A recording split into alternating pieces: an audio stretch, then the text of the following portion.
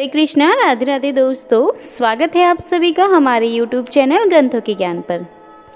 जैसा कि हम जानते हैं कि पूजा पाठ, धार्मिक अनुष्ठान और हर शुभ काम में दीपक जलाना बेहद ही शुभ माना जाता है। मान्यता है कि पूजन में जब दीपक जलाया जाता है तो वहाँ भगवान स्वयं ही मौजूद होते हैं। दीपक इस बात का भी प्रतीक होता है कि हमने भगवान जी की पूजा करी है। इसीलिए दीपक जलाए बिना कोई भी पाठ या पूजा संपन्न नहीं होता है। शास्त्रों में यह भी बताया गया है कि किसी भी देवी देवताओं के लिए किस प्रकार के विशेष दीपक जलाए जाएं।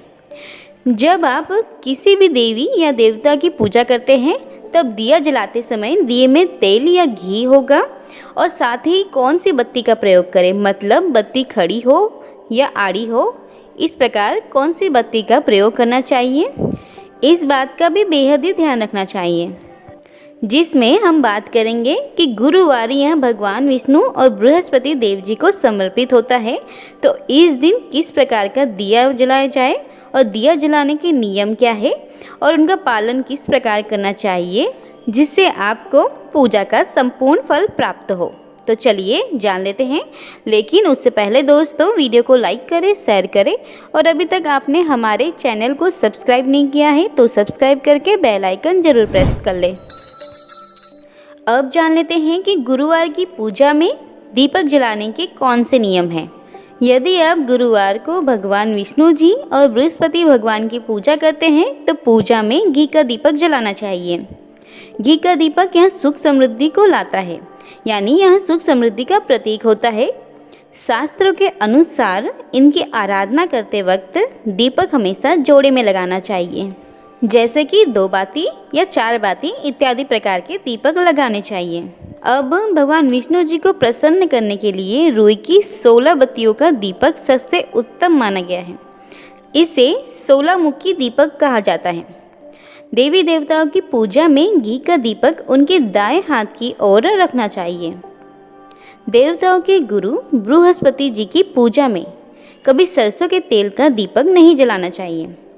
कहते हैं कि ऐसा करना अशुभ माना जाता है। ऐसे में मान्यता है कि आप गुरुवार के दिन भगवान विष्णु जी या बृहस्पति भगवान जी की पूजा में सरसों का तेल का दीपक जलाते हैं तो इससे आपको आर्थिक नुकसान झेलना पड़ता है। इसीलिए इस दिन भूल से भी सरसों के तेल का दीपक न जलाएं। ध्यान रहे कि घी का दीपक ही जलाएं, यह उत्तम माना गया है। अब जान लेते हैं कि दीपक जलाने की सही दिशा क्या है। ऐसा मान्यता है कि अपने इष्ट देव की सुबह सुबह यानी ब्रह्म मुहूर्त में पूजा करना सबसे उत्तम माना गया है। यानी कि आपके जो इष्ट देव है, मतलब जो आपके कुल देवता या कुल देवी है, उनकी पूजा आप ब्रह्म मुहूर्त में उठ के करें तो यहाँ बेहद ही शुभ माना गया है। यही वह समय होता है जब साधक एकाग्रता के साथ भगवान विष्णु जी या किसी भी देवी देवता की पूजा कर सकता है। यानी सुबह का समय शांत होता है, जिससे जातक एकाग्र मन से पूजा पाठ कर सकता है।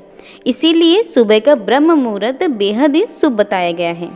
कहते हैं कि देवी देवता की पूजा करते समय यदि आप पूर्व या उत्तर की ओर मुख करके दीपक जलाएं तो यह बेहद ही शुभ माना जाता है।